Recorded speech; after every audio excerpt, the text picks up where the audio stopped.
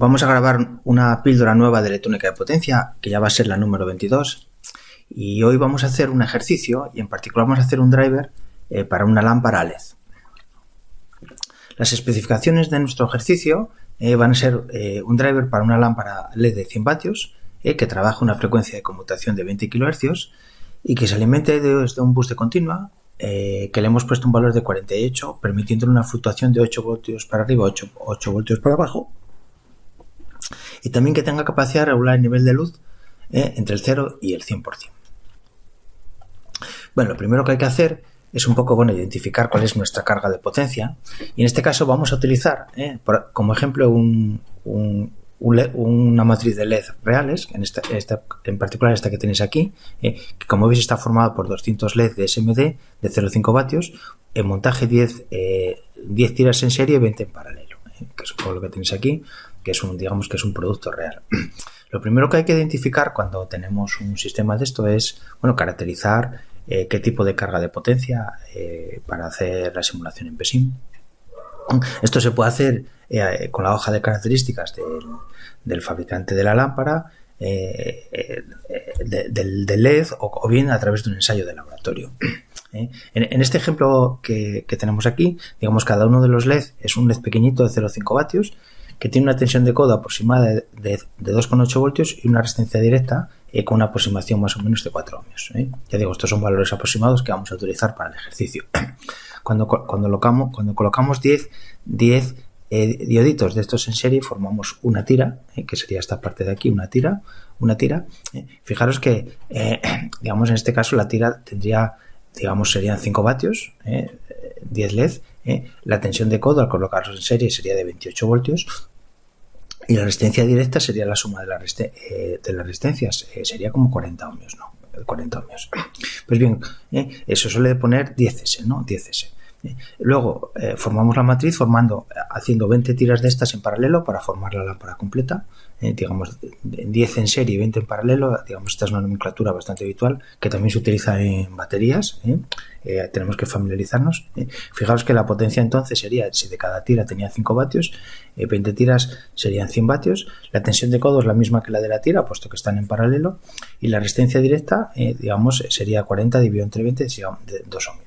Bueno, aquí tenéis en resumen, aquí tenéis un modelo aproximado para hacer la simulación con una tensión de codo, como veis, de 28 voltios, la resistencia directa de lo que nos había salido a 2 ohmios, y por tener una referencia, cuando la corriente por el diodo está pasando más o menos en el entorno de 3 amperios, que tendremos una caída de 34 voltios y estará la potencia en torno a los 100 vatios, que va a ser uno de los puntos de trabajo en los que vamos a trabajar.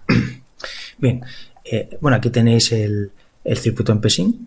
El circuito en PSIM, simplemente con el modelo de diodo le ponemos la tensión de codo y la resistencia directa que hemos obtenido de la caracterización de nuestra carga, ¿vale? Fijaros que le pongo siempre el condensador de salida, para no tener rizado. En este caso, el rizado de potencia sabéis que se va a traducir en rizado de luz, fluctuación de la luz, con lo cual tenemos que evitarlo, ¿vale? Y aquí tenemos el circuito básico que vamos a utilizar. En este caso, como veis, desde la tensión de entrada 48 voltios hasta una tensión de 24 son tensiones muy, muy cómodas, muy navegables, y aquí tenéis el convertidor más sencillo, que es el reductor, ¿vale? Veis que lo hemos modificado el reductor para poner el transistor referido a la masa del bus de continua, digamos, para que sea un gobierno low side, de gobierno fácil, ¿vale? Y también hemos intercambiado la situación de la bobina para que la lámpara LED, si os fijáis, esté conectada en la parte positiva. Se ve aquí el positivo esté común en la lámpara LED. Digamos que es un montaje bastante habitual para este tipo de circuitos. Obviamente faltaría poner el condensador de entrada, que no lo he puesto. Sabéis que como vamos a simularlo con un bus, faltaría poner el condensador de entrada y tendríamos el elemento, ¿vale?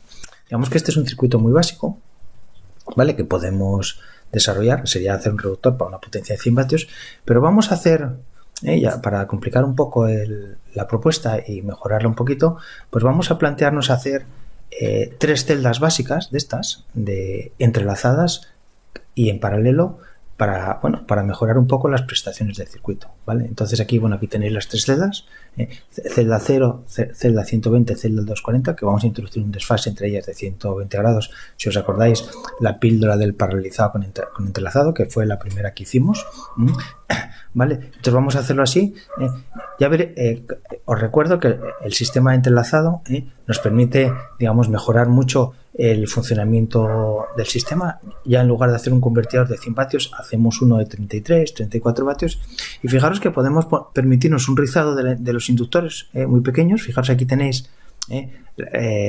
a plena potencia, para dar los 3 amperios, que cada uno de 1 amperio, ¿vale? Con un rizado bastante grande. Veis que casi estoy en la frontera entre continuo y discontinuo. He puesto un inductor pequeñito, ¿no? Que me quede muy pequeñajo. Y fijaros que al introducir el entrelazado, la corriente equivalente, que es esto que tenéis aquí, la corriente de la bobina equivalente, esto que está aquí, que después de filtrar con el condensador me queda la corriente por el LED, ¿vale? Fijaros que el filtrado de esta corriente es súper sencilla frente al de un sencillo reductor. Esto ya lo habíamos comentado cuando hablábamos de la píldora de entrelazado.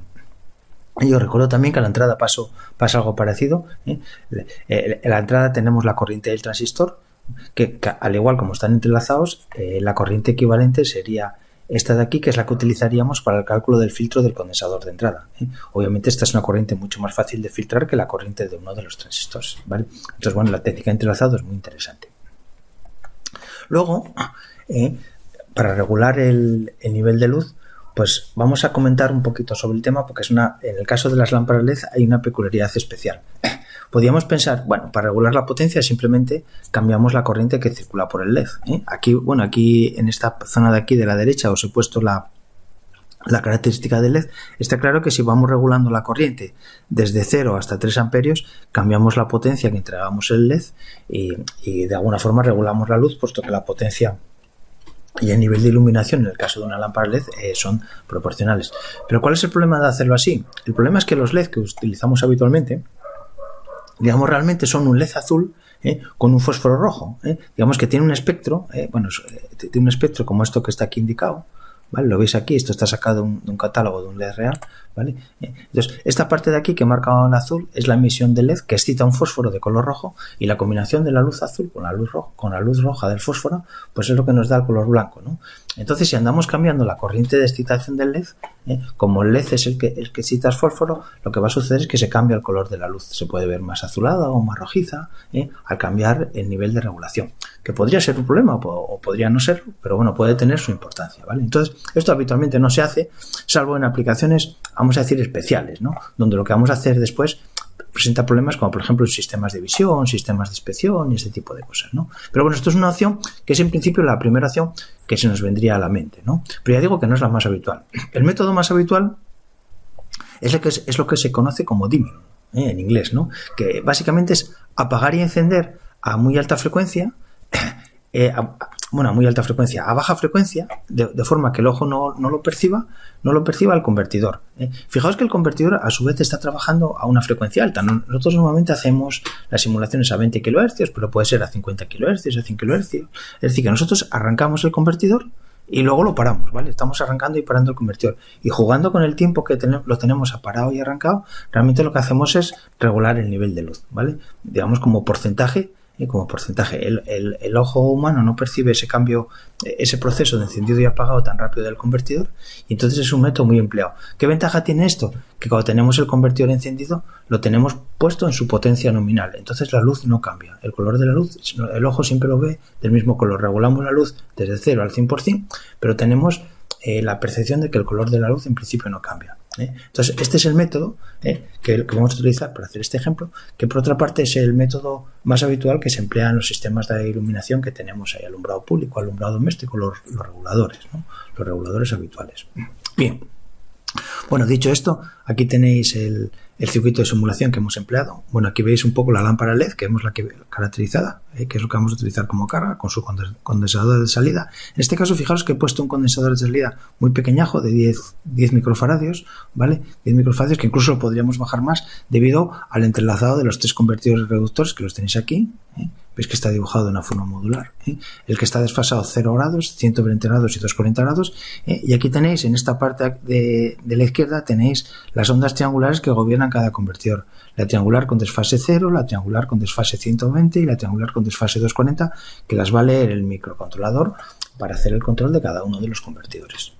¿Vale? Y luego aquí tenemos el nivel de regulación, la señal de entrada, el regulador, el dimmer, el mando, ¿no? El que nos va a permitir fijar entre 0 y 100% el nivel de luz que deseemos, que por supuesto también lo introducimos al microcontrolador.